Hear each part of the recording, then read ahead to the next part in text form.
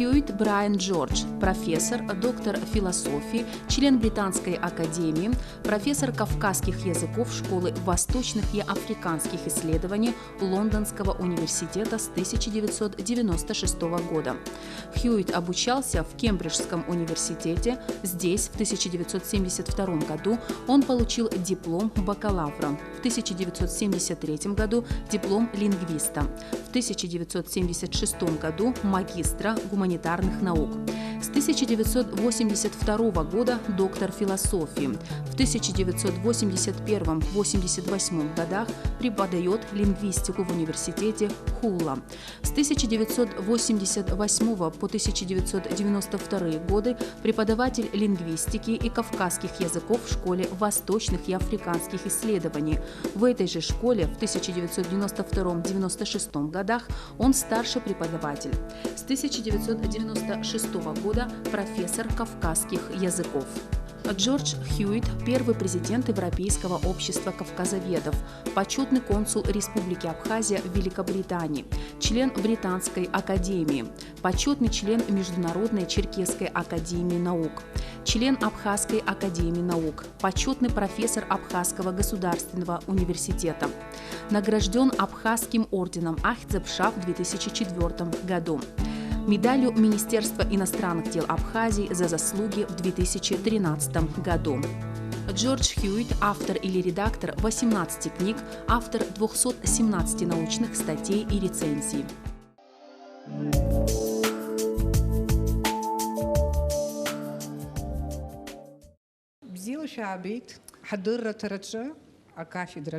Добро пожаловать на нашу передачу, на кафедру. Место Кавказа в современной геополитике. Вот двумя словами, есть у вас точка зрения по этому поводу? Идеально, очень хорошо было бы, если мы имели возможность говорить о кавказском векторе. Но, к сожалению, я думаю, что пока рано, потому что первым долгом нужно решить здешние конфликты. Потом, если это реально, надо произойти региональная интеграция. Для ученого-лингвиста, кто занимается языками, я думаю, что характерно очень бережное отношение к языкам, культурам. Вот скажите, на Западе в разное время возникали разные теории.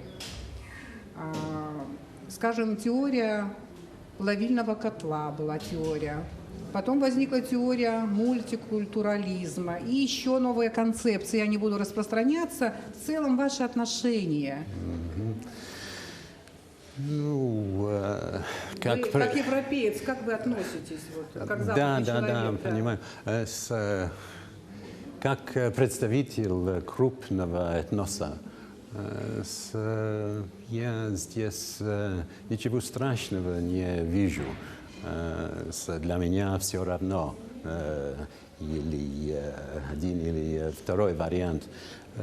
Но я, конечно, понимаю, если представители этнических меньшинств имеют другой подход, если они боятся утраты языка и культуры. Но для меня все равно, мультикультуризм или второй вариант. Спасибо большое, ваша позиция ясна. Но я вас приглашаю на лекцию. Ага, спасибо.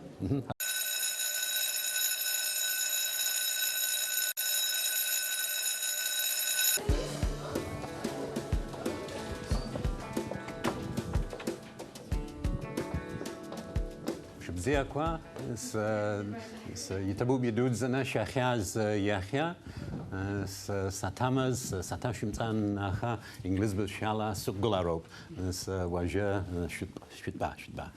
Добрый день, друзья! В эфире кафедра лекций на абхазском телевидении. Гость нашей программы Джордж Хьюитт. Профессор кавказских языков Лондонского университета, почетный консул Республики Абхазия в Великобритании. Добро пожаловать!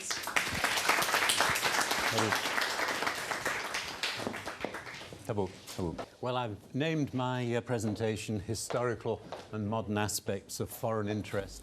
Я назвал свою презентацию «Исторические и современные аспекты иностранных интересов на Кавказе». Я не смогу, конечно, раскрыть все аспекты, но надеюсь, что то, что я скажу, будет вам интересно. Учитывая важное положение Кавказа на пересечении Европы и Азии, где он, если можно так выразиться, образует мост между Западом, где доминирует христианство, и Востоком, преимущественно нехристианским, неудивительно, что такой относительно небольшой участок земли в течение столетий привлекал внимание крупных держав, среди которых можно вспомнить греков, римлян, персов, арабов, турок и русских. Если в целом классифицировать иностранные интересы, их можно выделить в три группы. Первое – экспансия в плане расширения фактического физического присутствия иностранного актора или в более абстрактном смысле общее влияние этого актора в регионе. Второе – приобретение и желание распространять знания о местности, ее народах и культурах, включая, конечно, и их языки. И третье – торговля. Таким образом, мы рассмотрим некоторые важные вопросы, по возможности делая акцент на Западном Закавказье, которое представляет особый интерес для данной аудитории. При этом ограничимся работой ученых и путешественников, как указано во второй группе. Известный западным цивилизациям с VIII века до нашей эры, когда древние греки, в основном ионийцы из Милета, основали колонии, например, нынешнюю Пицунду, на восточном побережье Черного моря, Западный Кавказ и в особенности Западное Закавказье всегда отличались своим этническим многообразием.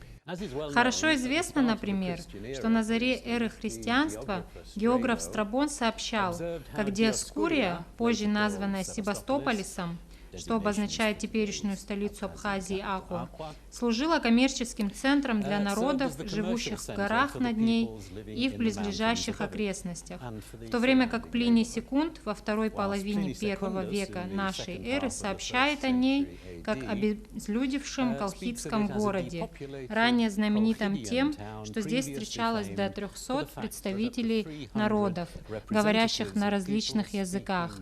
И, как сообщал Страбон, чтобы торговать с ними, римлянам нужны были 130 переводчиков. Колхида, конечно же, была легендарной страной Золотого Руна из популярного мифа о Ясоне. И, к сожалению, в последние годы этот миф стал частой темой утомительных националистических дебатов о том, какой кавказский народ или народы были истинными жителями этого государства. К сожалению, создается впечатление, что очень часто определенные комментаторы не способны отличить легенды от исторической реальности. На самом деле, наиболее вероятна версия о том, что эта территория всегда была многонациональной, как точно отмечал мингрельский ученый Симон Джанаши. Колхида у древних имела довольно широкое определение, применяемое скорее как географический, а не политический термин, и даже тогда у нее не было четко очерченных границ, хотя у Страбона она простиралась от Пицунды на севере до Трапезунда или Трабзона в Турции. Хотя у нас есть список племен, населяющих восточное побережье Черного моря с середины первого тысячелетия до нашей эры, нельзя с полной уверенностью ассоциировать их с той или иной этнической группой, которые, как известно, проживали здесь позднее, так как древние греки, к сожалению, не особо интересовались представителями других народов или особенностями их языков. Однако, начиная с I века нашей эры, мы можем с уверенностью говорить о жителях как минимум части территории современной Абхазии, так как в работах Плиния Секунда 23-79 годы нашей эры говорится об апсилийской расе, генс Апсилаe, а столетием позднее в работах Ариана 86-160 годы нашей эры, описываются апсилы, в то время как самоназванием абхазов, как нам известно, является Апсуа или Апсуа. Северными соседями апсилов были абазги, Абазкой или Абазгой на греческом.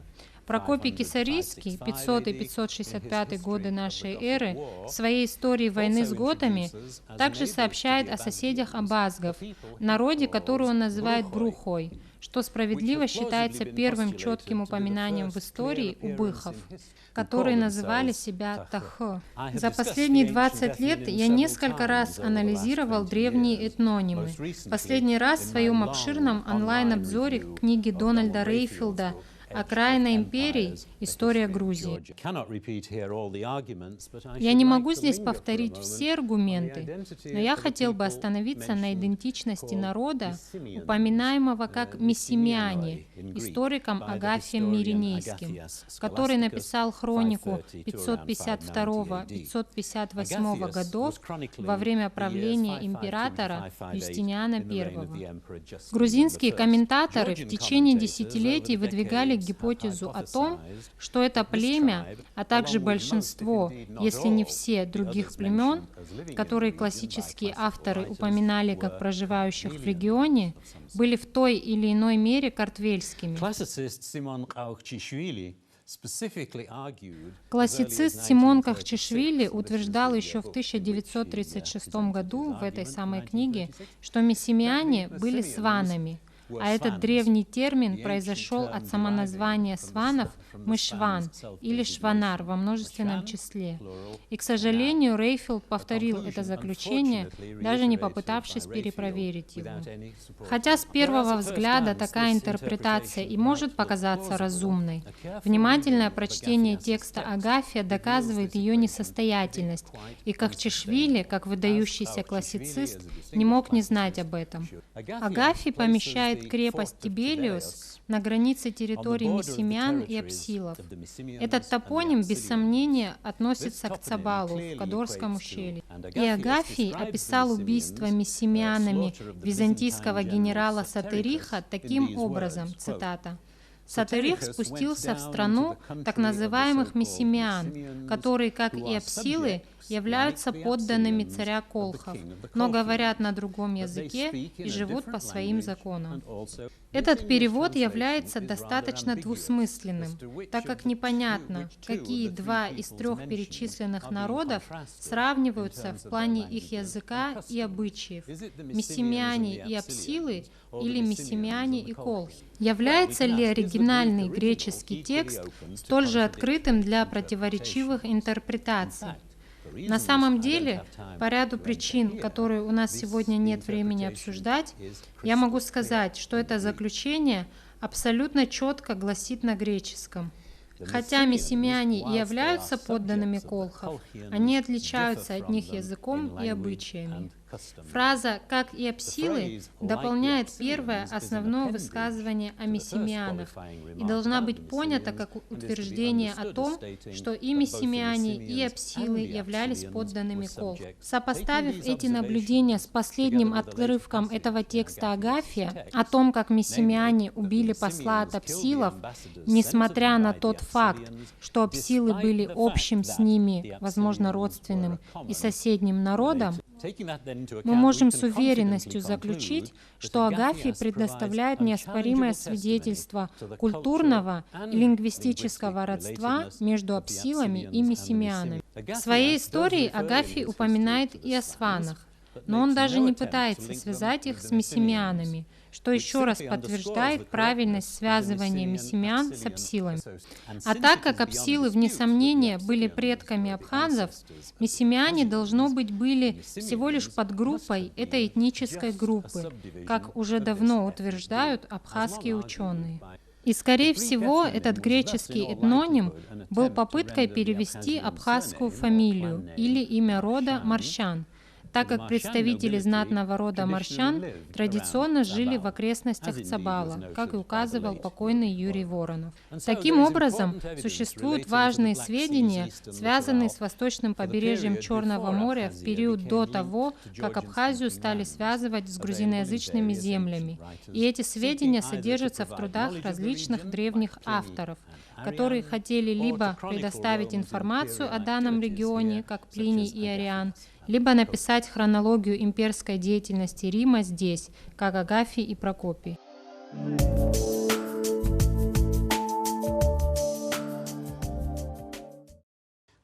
Следуя далее, мы узнаем, что в X веке арабский географ Аль-Масуди, как и за 1000 лет до него, сообщает о языковом многообразии, обнаруженном на Кавказе, и он называет этот перешеек Джабал Аль-Алсум, гора языков.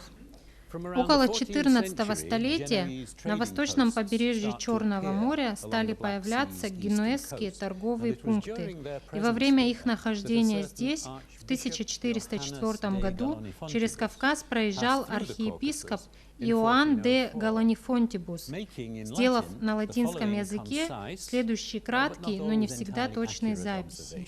Страна, называемая Зикия или Черкесия, лежит у подножья гор на Черном море. У них есть свой язык и письменность. Позади них, черкесов, находится Абхазия, маленькая холмистая страна. У них есть свой язык. К востоку от них, по направлению к Грузии, лежит страна под названием Мингрелия. У них есть свой язык. Грузия находится к востоку от этой страны. Грузия не является единым целым. У них есть свой язык. Конец цитаты. В то время как спорной является правильность отождествления зихов с черкесами, тема современного спора между абхазскими и черкесскими учеными, который я не буду сегодня затрагивать, удивительно является упоминание о черкесской и абхазской письменностях в столь раннюю эпоху. Но тем не менее, крайне важным является четкое разграничение между Абхазией и Мингрелией, абхазами и мингрелами, и грузинами и Грузией. Теперь в нашей истории пришло время для католической церкви. Хотя просьба грузинской царицы Русудан 1222-1245 годы, дочери царицы Тамар, к папе Григорию IX о военной помощи против монголов была отклонена, все же в 1289 году папа Николай IV отправил миссию, которой царь Вахтанг позволил создать епархию в Тбилиси. Но лишь в 1620-х годах Ватикан стал более серьезно интересоваться Закавказьем. Этот интерес стал результатом посольства царя Теймураза к королю Испании и к папе под видом некоего Никифора Ирбаха, который путешествовал в конце 1626 или начале 1627 года. После этого Фиде Пресс в Риме напечатала первые грузинские книги между 1629 и 1643 годами. Но для нас более важен тот факт, что Теотинский орден послал миссионеров в Мингрелию в тот период, когда атаманские турки внедряли ислам на побережье в Абхазии и Черкесии. Дон Архангело Ламберти 1600-1699 годы жил в Мингрелии 20 лет, с 1633 до 1653 года, написав известное описание Мингрелии на основе своего опыта там. А Дон Джузеппе Гидис также посылал письма из Мингрелии в Рим в 1640-х годах. Оба этих источника содержат замечательную информацию о жизни в миссии и ее окрестностях. Их работы следует дополнить произведением наполовину турка, наполовину абхаза, путешественника Эвлия Челеби. Его книга путешествий, написанная в 1640 году, содержит помимо грузинского особо ценный лингвистический материал о не имеющих письменности языках: абхазском, убыхском, который он называл садский абаза, черкесском и мингрельском. Одним из наблюдений, которые сделал Челеби, было то, что ведущие абхазские семьи также говорят на мингрельском. Павел Ингороква намеренно опустил слово «также», когда в конце 1940-х годов сфабриковал свою абсурдную гипотезу о том, что народ, который мы сегодня знаем как абхазов, мигрировал в Абхазию с гор только в XVII веке и принял на себя название истинных грузиноговорящих или же говорящих на картвельском абхазов. Безусловно, абсурдная теория. Ламберти поместил границу между абхазами и мингрелами на реке Кадор, и эту информацию перенял у него франко-британский путешественник сэр Джон Шарден 1643-1713, который в своих собственных комментариях о Мингрелии указал особый факт, что для того, чтобы быть посвященным в сан священника, там не обязательно было иметь образование. Достаточно было уметь читать и выучить наизусть, а затем всю жизнь повторять текст церковных служб, которые проводились на грузинском. Очевидно, это представляло такую же трудность для мингрельского духовенства, не говоря уже о неграмотных мингрельских крестьянах, как понимание латыни для их современников, крестьян Западной Европы. Очевидно, этот аргумент стоит рассматривать в спорах о том, являются или нет мингрелы грузинами. Вслед за монгольскими нашествиями и опустошительными набегами единое средневековое грузинское государство раздробилось, а различные его части стали добычей Турции на западе и Персии на востоке. Российские интересы, требующие продвижения на юг, привели к отправке различных посольств от царей к грузинским правителям между 1589 и 1605 годами. Однако только с конца XVIII века Россия стала реальным игроком здесь, угрожая в основном мусульманским народам Северного Кавказа и укрепляя связи с Закавказьем путем строительства военной грузинской дороги между Владикавказом в Северной Осетии и Тбилиси и открытия на ней постоянного сообщения около 1799 года. Однако считается бесспорной истиной, что для осуществления эффективной политики в другой стране сперва необходимо приобрести основательные знания о ней, а уровень неведения о Кавказе, существовавший в России при Екатерине Великой, хорошо описывается в цитате из книги Изабель де Мадарьяга о Екатерине Великой. Цитата. «Российские отношения с кавказскими царствами были сложными и непрочными, и зачастую местным командирам позволяли действовать, полагаясь на собственное усмотрение или неосмотрительность. Так мало было известно об этом регионе, что когда эмиссар эмеретинского царя Соломона попросил, чтобы его приняли в Санкт-Петербурге в 1768 году, Екатерина потребовала принести ей карты и обнаружила, что согласно некоторым из них Тифлис находится на Черном море, а согласно другим — на Каспийском. России необходимо было разобраться со своими южными границами, и она инициировала несколько исследовательских миссий, предпринятых Академией наук.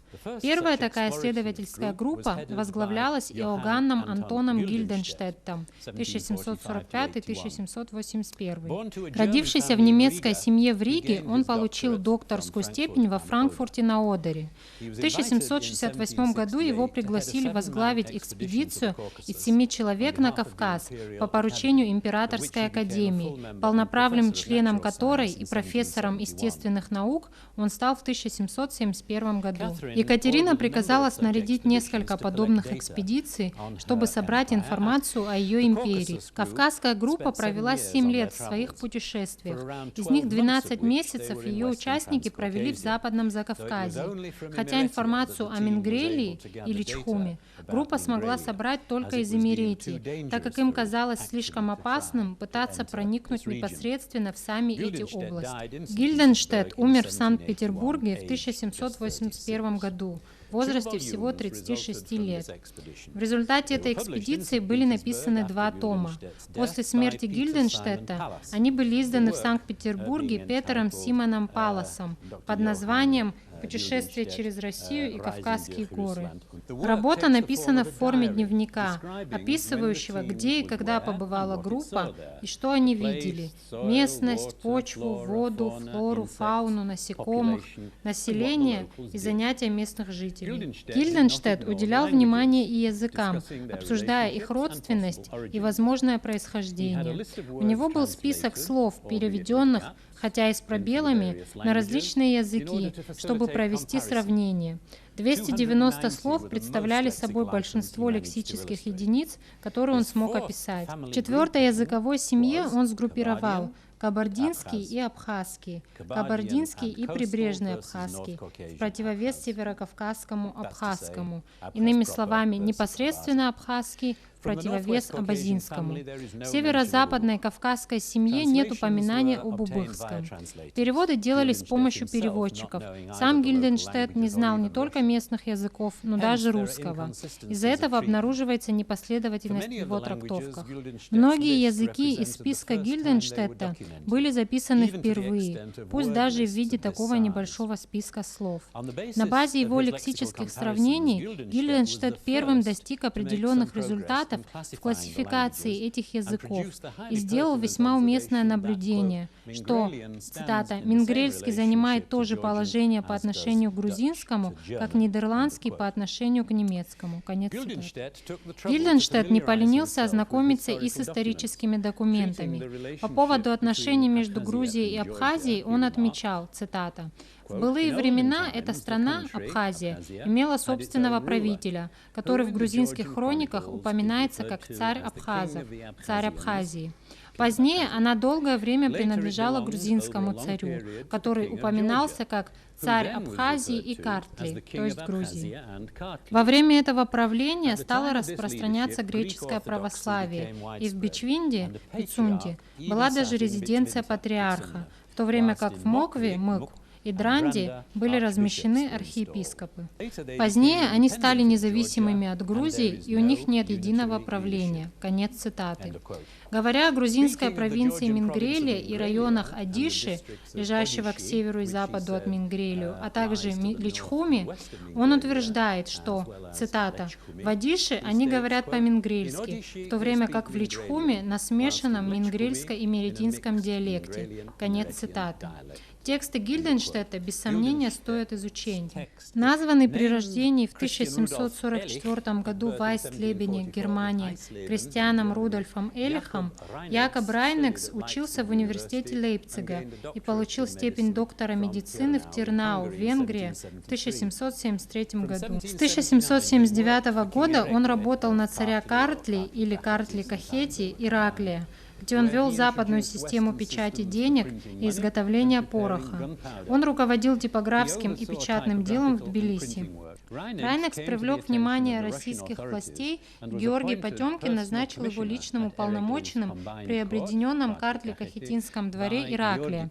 Таким образом, он был включен в план России убедить как Ираклия, так и его союзника, меридинского царя Соломона, принять пророссийскую ориентацию. Кульминацией этой схемы было подписание Георгиевского трактата с Россией при Екатерине Великой в 1783 году. Находившийся в это время на Кавказе Райнекс хорошо изучил весь регион. Его записи были опубликованы в 2 томах в 1796-1797 годах на немецком под заголовком «Общее историческое и топографическое описание Кавказа». Он не был особо сведущ в филологии, однако в следующей выдержке он правильно указывает границу между Абхазией и грузинской провинцией Мингрелия. Цитата. «Река Энгур или Ингур разделяет абхазов и лазов от хорошо расположенной, плодородной, местами низменной, местами горной провинции, известной как Мингрел или Самингрела, то есть Мингрелия. Таким образом, он поместил границу на реке Ингур». Однако его лингвистическая наивность демонстрируется следующим комментарием, цитата. «Мингрелы — это наименование народа, проживающего здесь и имеющего собственный язык. Он представляет собой смесь диалектов кавказских, греческих и грузинских слов», чего не сказал бы сегодня ни один лингвист. Однако в отношении спора об исторических связях Южной Осетии комментарий Райнекса может представлять определенный интерес. Он говорил, «И на деле они, юго-осетины, даже сейчас живут в той местности, которую сперва Плиний, а затем Моисей Харенский назвали вотчиной асов и хоси». Конец цитаты. Такой вот небольшой комментарий о Южной Осетии. Такого рода лингвистические наблюдения, сделанные Гильденштеттом и Райнексом на Кавказе относительно генетической принадлежности встречаемых здесь языков, соответствовали известному высказыванию британского ориенталиста сэра Вильяма Джонса во время лекции в 1786 году о том, что между латынью, греческим и санскритом существует слишком много сходных черт, чтобы объяснить это чем-то иным, кроме как предположением об их общем происхождении. Осознание этого подтолкнуло к изучению языков Европы, Азии и всего мира для понимания природы их диверсификации и для классификации их по языковым семьям.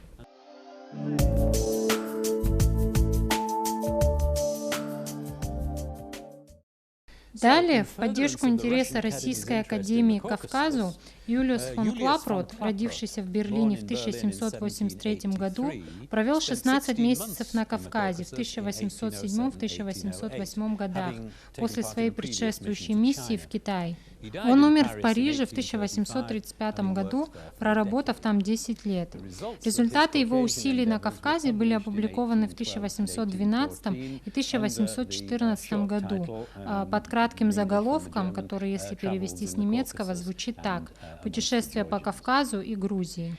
Английская версия появилась в 1814 году, в то время как французский перевод вышел в 1823 году в Париже. Клапрот утверждает, что ему было дано указание использовать и исправить материалы, оставленные его предшественники, и в дополнительном томе своей изначальной публикации под названием «Кавказские языки. Дополнение к путешествию на Кавказ и в Грузию» он хвастается, что превзошел Гильденштетта в плане способности сравнивать кавказские и другие восточные языки. В то время как Гильденштетт ограничился изложением словарных единиц и комментариями к ним, Клапрот опрометчиво попытался перейти к грамматике. Однако его поверхностные и зачастую ошибочные замечания отбросили его на шаг назад по сравнению с его предшественником. Как и многие другие, Клапрот не мог удержаться от искушения найти типичные индоевропейские, особенно греческие или латинские, структурные закономерности в языках, не входящих в эту конкретную языковую семью, приписывая кавказским языкам наличие в них винительного падежа, там, где наличие этого падежа никак не подтверждено.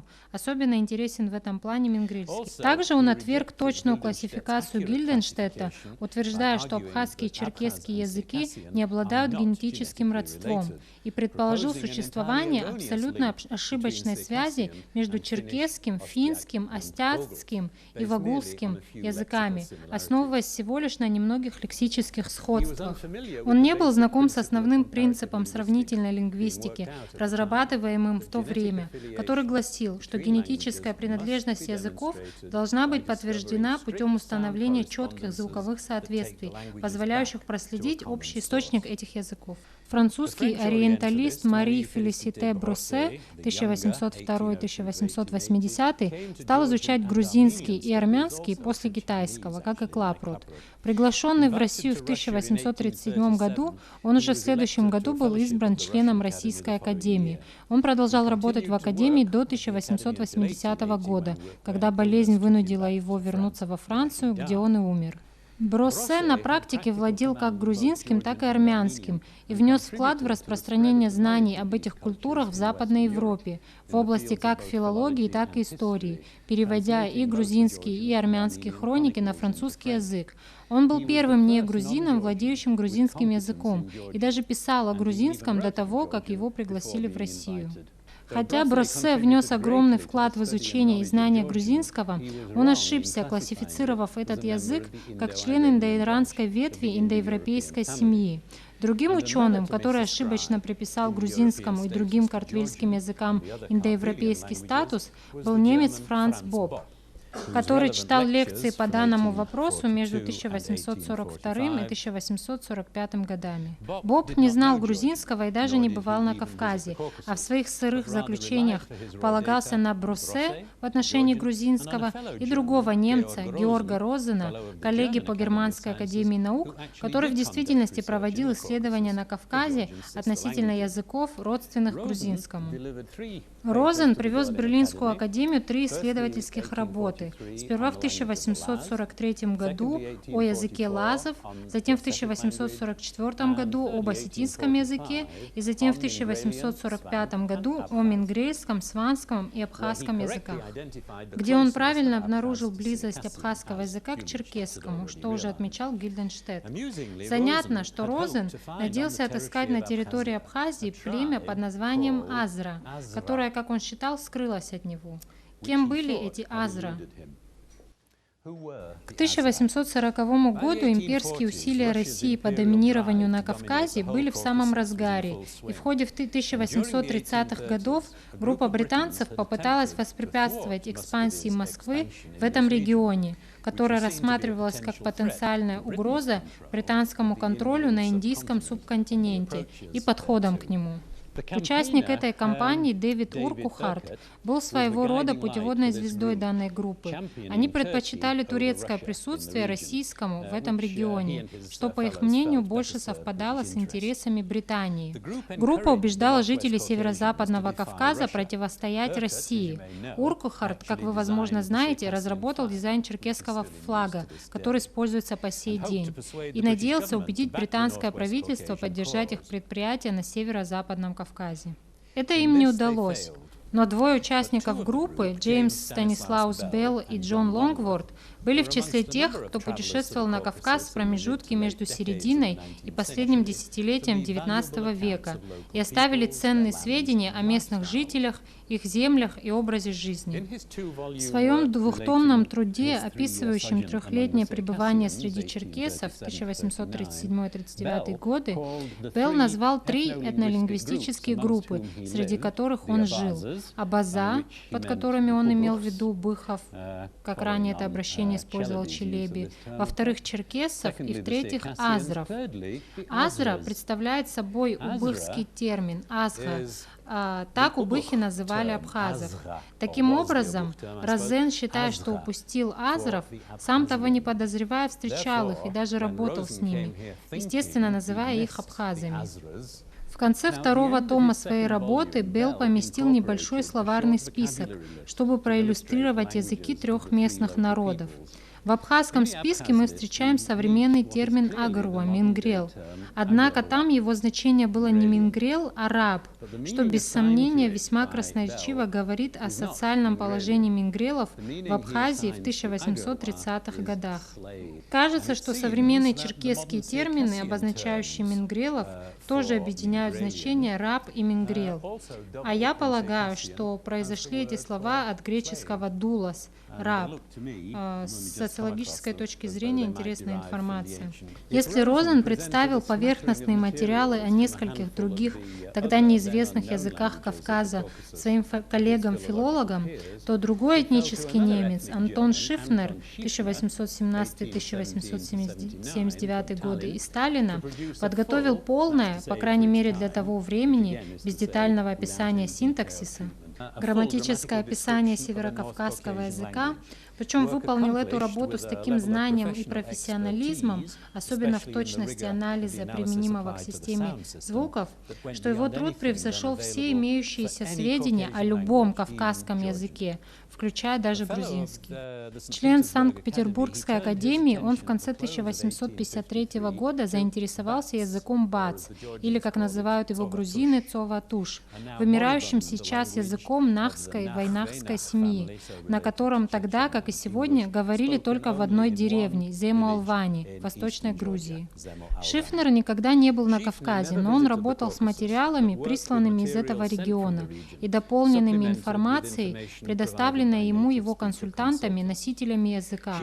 Статус Шифнера как пионера Российской академии по изучению кавказских языков был закреплен его последующими публикациями об аварском в 1862 и удийском в 1863, двух дагестанских языках. В дополнение к этим 3 собственным важным трудам, Шифнер в течение следующих 10 лет работал над монографиями, возможно, самого известного из ранних исследователей кавказских языков, солдата, барона Петра Услара, который воспользовался своей службой в качестве русского солдата на Кавказе, чтобы поработать над рядом языков, на которых говорили на территориях, территориях, завоевываемых на тот момент или недавно завоеванных силой российского оружия.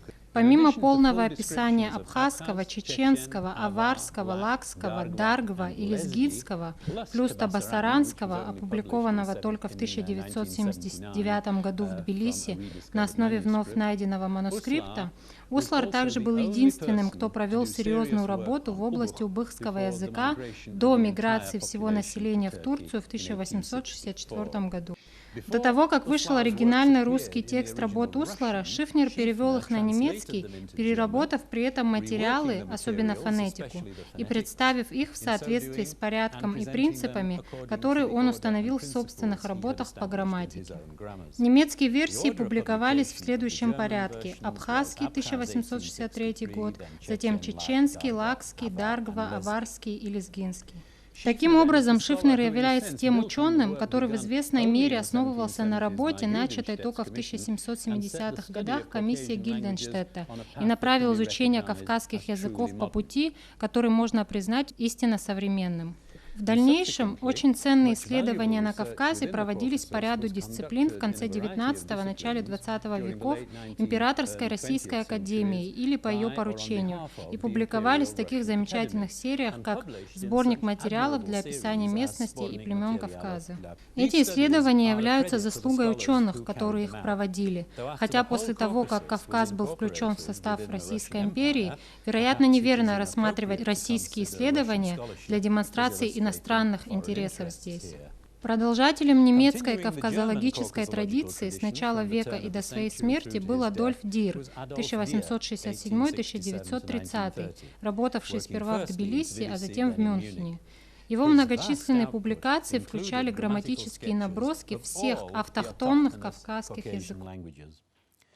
Кавказ, помимо того, что является приманкой для лингвистов, привлекает также и альпинистов. И нельзя не упомянуть человека, который первым поднялся на самую высокую вершину в Европе, гору Эльбрус, в центральной части Кавказского региона в Кабардино-Балкарии. Речь идет о британском альпинисте и баристере Дугласе Уильяме Фрешфилде, 1845-1934. Свою замечательную двухтомную работу «Исследование Кавказа», впервые появившуюся в 1896 году, он включил трогательную главу «Одиночество Абхазии», описывающую пронизывающую опустошенность всего лишь через несколько лет после великого массового переселения, махаджирства, большого количества абхазского населения вместе со всеми убыхами и большинством черкесов в атаманские земли, в основном, как вы знаете, на территорию современной Турции. С установлением советской власти по всему Кавказу в 1921 году сюда неизбежно стало намного сложнее путешествовать, чем во времена царизма со всеми их бюрократическими проволочками. Одним лингвистом, который сумел приехать в Тбилиси в 1920-х годах для работы над грузинским языком, был норвежец Ганс Фогт, который в 1936 году опубликовал сборник текстов и словарь убыхского языка. Американский иностранный корреспондент Нигли Фарсон, также посетивший этот регион в 1929 году, опубликовал великолепный отчет о своих приключениях под названием «Кавказское путешествие», опубликованный в 1951 году. Как только Сталин получил полную власть в Кремле, иностранцам с Запада стало практически невозможно приезжать в эти края, хотя немецкий кавказолог, в основном грузинист, Герхард Деттерс, все же сумел приехать на Кавказ во время вторжения нацистов во время Второй мировой войны. Отсутствие доступа на Северный Кавказ сохранялось на протяжении всего советского периода, хотя доступ в Грузию, включая, конечно, и Абхазию, впоследствии был открыт. Сюда приезжала польско-американский антрополог Сула Беннет, и главным результатом ее исследования стала книга «Абхазы. Народ долгожителей Кавказа», вышедшая в 1974 году. Таким образом, большую часть советского периода лингвисты, которые хотели работать по кавказским языкам, а были действительно те лингвисты, которые работали по этому региону в течение этих десятилетий, вынуждены были находить для этого носителей языка среди общин диаспоры в Турции. В этом отношении особого успеха достиг француз Жорж Дюмизиль 1898-1986. Работая в Турции с 1928 1925 года и зная турецкий язык, он заинтересовался кавказскими общинами, живущими там. Хотя он писал свои работы и по грузинскому, армянскому, лазскому и аварскому языкам, большинство своих лингвистических трудов, в отличие от исследований по мифологии, он посвятил языкам Северо-Западного Кавказа, особенно убыхскому, в основном после 1950 года при сотрудничестве с последним носителем языка Тевфиком Эсенчем, который умер в 1992 году, и черкесскому, хотя одну книгу он посвятил абхазскому языку, вышедшую в 1967 году. Его работа была продолжена его парижским студентом, ныне покойным Жоржем Шарашидзе, который публиковал работы в основном по убыхскому, но также по аварскому и абхазскому языкам, в то время как другая студентка, покойная Катрин Пари, работала над изучением черкесского. Следует также упомянуть голландского ученого Аерта Куйперса, родившегося в 1919 году. У меня нет его даты смерти, возможно, он еще жив. Чья работа 1960 года «Фонема и морфема в кабардинском языке» быстро стала классической. Среди его учеников специалист по черкесскому языку Рикс Смит. В Англии классицист-фонетист Сидни Аллен 1918-2004 также написал важную работу «Структура и система абазинского глагольного комплекса». Сидни Аллен был одним из моих профессоров. На основе соглашения об обмене, достигнутого Советским министерством образования и соответствующими структурами в западных странах, несколько студентов или исследователей смогли провести до одного учебного года в разных частях Советского Союза, включая и Грузию. В основном таких приезжих интересовали язык, литература или распространение Библии через грузинский и армянский языки. Этот последний предмет изучения имел особенно долгую традицию на Западе, что можно проследить в работах таких ученых, как Фредерик Конибир, Кирса Блейк, Роберт Блейк, Морис Бриер, Невил Бирцал, Мишель ван Эсбрук и все еще работающий во Франции Бернард Аутьер. Благодаря такому соглашению с Британским Советом и я сам в качестве аспиранта Кембриджского университета получил возможность провести 1975-76 учебный год, а затем еще раз 1979-1080 учебный год в Тбилиси, изучая грузинский. Также я узнал об абхазском языке, не представляя в то время, насколько тесно судьба меня свяжет с Абхазией как в профессиональном, так и в личном плане.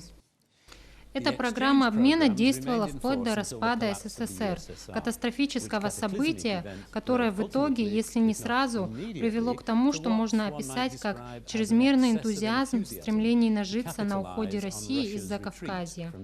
Этот регион, включающий в себя 3 советские республики, Армению, Азербайджан и Грузию, был малоизвестен на Западе, за исключением небольшой группы ученых-специалистов, вроде тех, что были указаны мной ранее.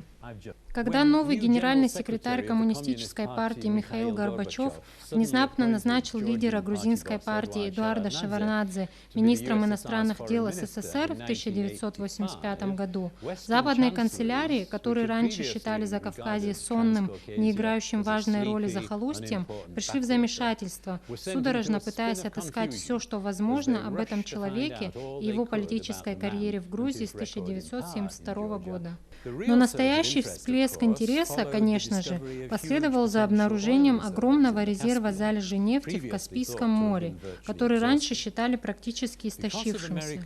Из-за нелепой многолетней политики Америки по отношению к Ирану и продолжающемуся конфликту за Нагорный Карабах, трубопровод в турецкий порт Джейхан должен был быть построен через Грузию, что значительно повысило престиж этой страны, хотя имидж Шеварднадзе уже начал ухудшаться. Итак, мы снова наблюдаем важность торговли, особенно нефтью, как определяющего фактора западной политики, наряду с возможностью расширить влияние Запада, в первую очередь США, в регионе, расположенном поблизости от всегда проблематичного Ближнего Востока. Военный аспект западных интересов прекрасно сочетался с часто провозглашаемой Михаилом Саакашвили целью получить для Грузии членство в НАТО. Саакашвили добился расположения в особенности независимости от США, отправив грузинские войска как в Ирак, так и в Афганистан, на пути к которому Грузия является удобным мостом. При этом ее удобное расположение может пригодиться и в случае каких-либо действий против Ирана. А основой еще лучших взаимоотношений с Тбилиси послужило решение в 1992 году признать Грузию в ее советских границах. Решение, которое, если учитывать плачевное состояние распадающегося на тот момент государства, должно быть было подсказано ничем иным, кроме как уважением к Шеварднадзе, которое он приобрел, пребывая в должности советского министра иностранных дел. В этой лекции на общую тему об иностранных интересах на Кавказе я попытался продемонстрировать, какую роль в течение столетий играли комментаторы из других стран в формировании нашего знания и понимания этого региона, а также какой вклад они внесли в правильную интерпретацию задач, поставленных в их исследованиях. Я упомянул, как Шифнер установил стандарты для лингвистического описания местных языков, и как тщательные отчеты, издаваемые им и другими, например, Услером, помогли лингвистам лучше изучить такой феномен, как эргативность, нетипичную для индоевропейских языков. Какое-то время в определенных ученых кругах в Тбилиси и среди местных лингвистов-кавказоведов, обучавшихся там, была популярна теория о том, что все коренные кавказские языки произошли от одного общего предка. Хотя, как было сказано, Детерс в первую очередь интересовался картвельскими языками, в 1955 году он опубликовал важное исследование, в котором убедительно доказал, что такое предположение ошибочно, что помогло опровергнуть эту ложную гипотезу. И теперь всемирно признано, что картвельская языковая семья не имеет генетического родства с северокавказскими языками. Всем очевидно, что на Кавказе существует множество проблем, требующих решения, и надо надеяться, что ученые смогут сыграть определенную роль для достижения этого. Конфликты, возникшие здесь при распаде СССР, привлекли ряд организаций различного рода, например, экспертов по урегулированию конфликтов и гуманитарные организации. Но вопрос состоит в том, насколько они или те, кто принимают решения, то есть политики, в западных столицах, понимали или понимают природу противоречий, в разрешение которых они вовлечены. Я уже 21 год твердо убежден, что решение признать Грузию в ее советских, или давайте говорить прямо сталинских границах, было ошибочным и основанным на незнании внутренней ситуации в стране. Хотя я приехал в Грузию, Абхазию как лингвист, впоследствии я заинтересовался политикой и всегда надеясь, несмотря на многочисленные свидетельства обратного, что изучение фактов должно помочь принятию правильного решения в той или иной сфере деятельности, я с 1989 года задался целью публиковать то, что, по моему мнению, является точной информацией об Абхазии и конфликте с Грузией. И моим новейшим вкладом в этой связи стало вот это. Это моя последняя книга, изданная ранее в этом году в Голландии. «Противоборствующие соседи. Переоценка грузино-абхазского и грузино-юго-осетинского конфликтов». Наконец, я хотел бы воспользоваться случаем, чтобы еще раз подтвердить мою убежденность, что более активное взаимодействие западных ученых, политиков, научных учреждений и коммерческих компаний с Абхазией необходимо для того, чтобы лучше понять эту страну и помочь ей восстановиться от последствий войны 1992-1993 годов и последующих тяжелых лет, ради всех жителей Абхазии и, конечно, ради соседей этой республики. Спасибо большое.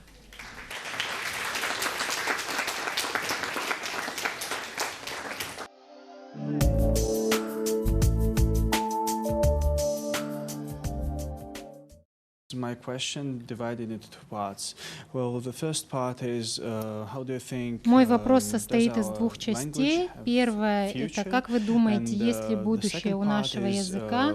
И второе — что мы должны сделать, чтобы наш язык не вымер?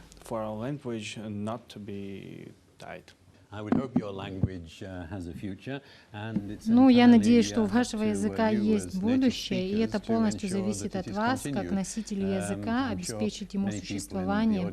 Я уверен, многие здесь присутствующие знают, что, отвечая на подобный вопрос, заданный мне раньше здесь, в Сухуми, как мы можем сохранить наш язык, я всегда отвечал: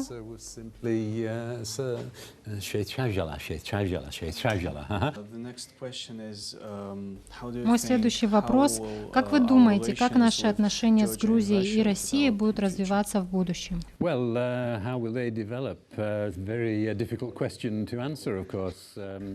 Сложно ответить, как они будут развиваться. Я уверен, все задаются этим вопросом, и все хотели бы знать ответ. Я думаю, первое, что нужно сделать для улучшения ситуации здесь, в Абхазии, чтобы так называемые друзья Грузии, западные страны, которые считают себя истинными друзьями Грузии, должны убедить грузинские власти признать Абхазию. Кстати, в одной из рекомендаций моей книги говорится, что нам нужно 6 государств в Закавказье, а не 3. Нужно, чтобы Абхазия, Нагорный Карабах и Южная Осетия были признаны. И тогда есть надежда, что между абхазами и грузинами, грузинами и югоосетинами, армянами и азербайджанцами восстановятся нормальные отношения. But my question is about Western perception or perceptions of Abkhazia. What are the major myths in the Western, if I can put it like this? Мой вопрос в том, каково восприятие Абхазии на Западе и какие основные мифы об Абхазии существуют в западном сознании, которые нужно разрушить нам самим или с помощью наших друзей в мире. И что самое важное в плане истории и всего прочего, что люди на Западе должны знать о нас, что помогло бы нам преодолеть так называемую изоляцию и получить международное признание. Вот в чем состоит мой вопрос. Спасибо.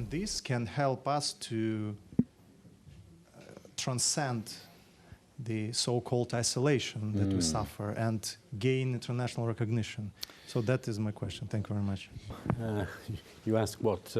Вы спрашиваете о массовом восприятии или предубеждениях на Западе об Абхазии. Но главная проблема в том, что большинство людей на Западе не знают об Абхазии ни как о стране, ни как о проблеме, требующей решения.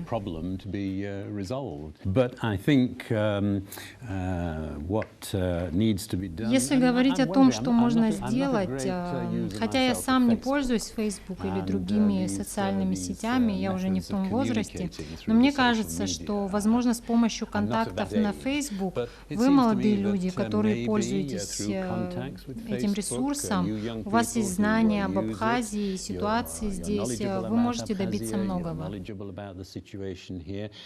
Обычно, если люди приезжают на Кавказ по разным причинам, они едут в Грузию и узнают о местной ситуации через грузинскую призму, что, конечно же, невыгодно Абхазии. Вы должны бороться с этим.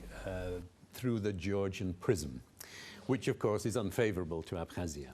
So you have to combat that. And Georgia has a lot of friends in the West. Многих людей отговаривают от приезда в Абхазию МИДы их государств.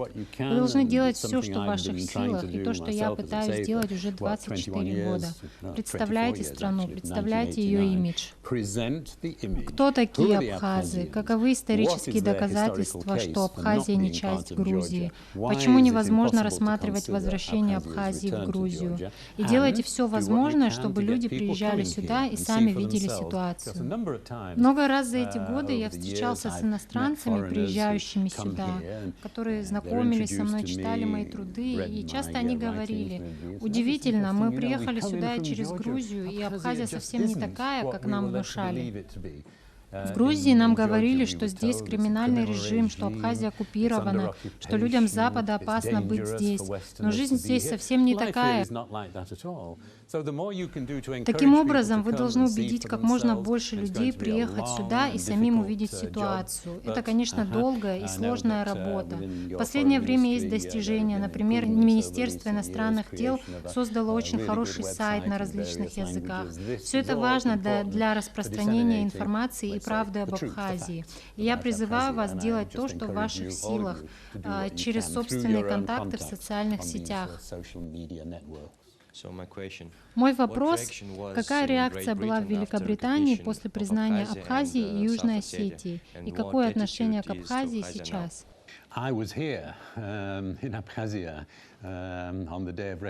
Я был здесь, в Абхазии, в день признания, так что я не был в Великобритании, если говорить о последовавшей реакции. Но, в общем, как известно, из-за признания Грузии в 1992 году, как я уже говорил, комментаторы, политики, министры иностранных дел на Западе все неоднократно заявляли в течение последних 5 лет, что, признав эти два государства, Россия нарушила международное право.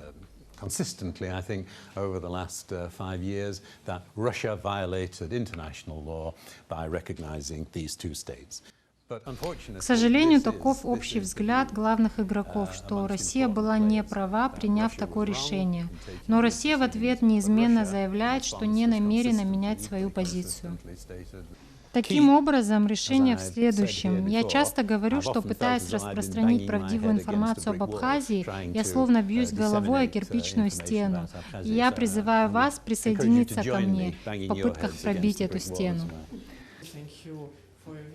Я хотел бы поблагодарить вас за вашу интересную лекцию и за ваш абхазский язык. Я всегда рад, когда слушаю вас. Сложно ли было выучить его?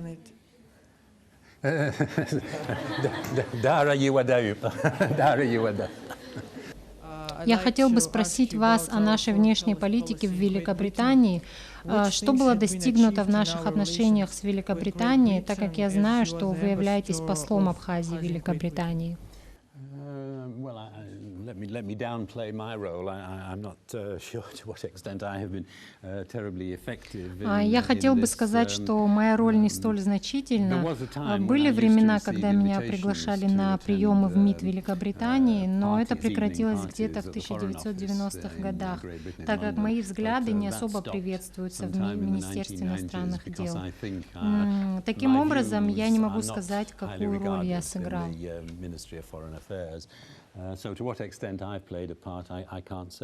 Как мы знаем, ваша книга о ситуации в Абхазии и Южной Осетии. Сложно ли было найти издательство в Великобритании, чтобы опубликовать ее?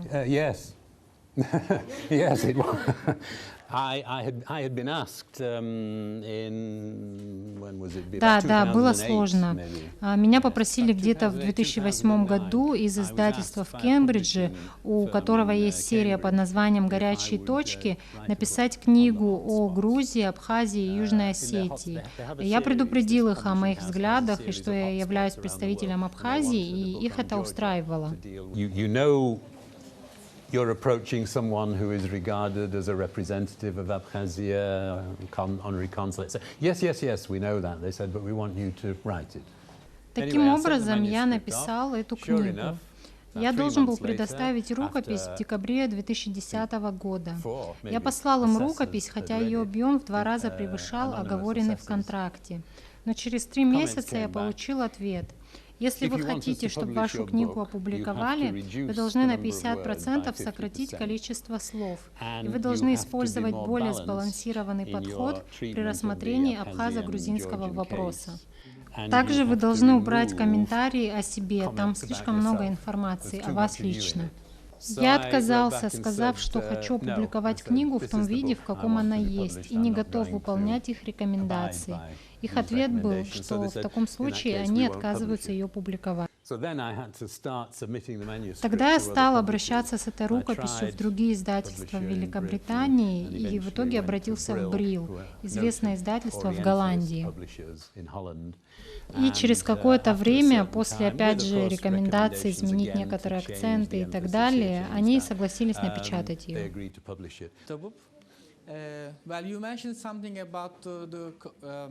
Вы говорили об использовании таких средств, как интернет, Facebook. Я сам член диаспоры. Могли бы вы посоветовать что-либо людям из Абхазии, чтобы, например, они общались со своими родственниками из диаспоры в Турции и других странах?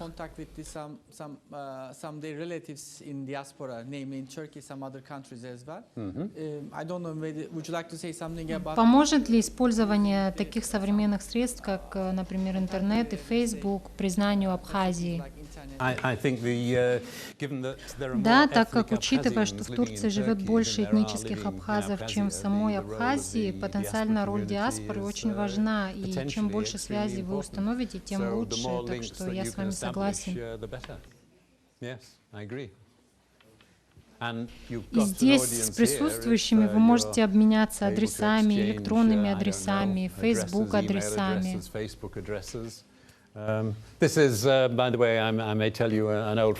Кстати, это мой старый друг, этнический убых из Турции. Он присутствовал на моей инаугурационной профессорской лекции в Лондоне в 1999 году.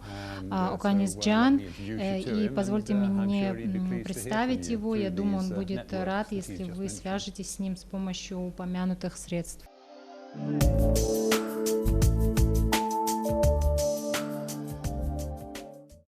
Но я же говорила, что здесь очень много активных молодых людей.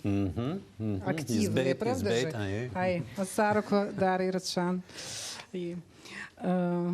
Мы понимаем, что живем в очень сложном мире, осознаем, что не мудрость правит миром, иначе нам не приходилось бы доказывать, что мы не чужие.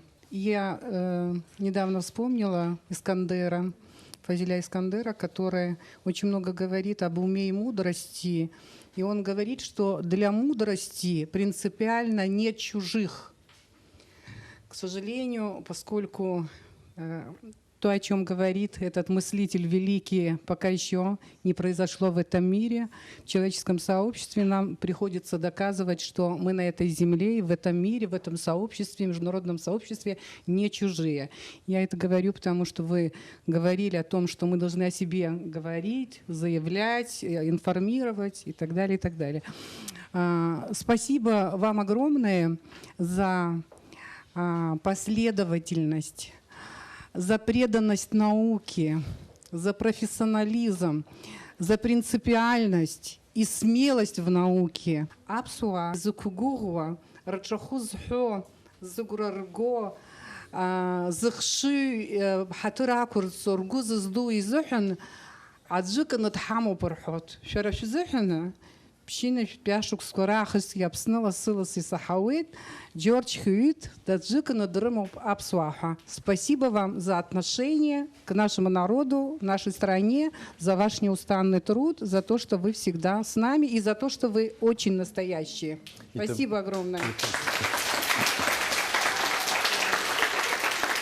Эта лекция профессора Джорджа Хьюита должна была состояться гораздо раньше, но произошло, к сожалению, вот таким образом. Но тем не менее, я сегодняшнего дня могу гордиться тем, что вы были за этой кафедрой, что вы были на нашей кафедре. Это была кафедра лекции на абхазском телевидении. Спасибо.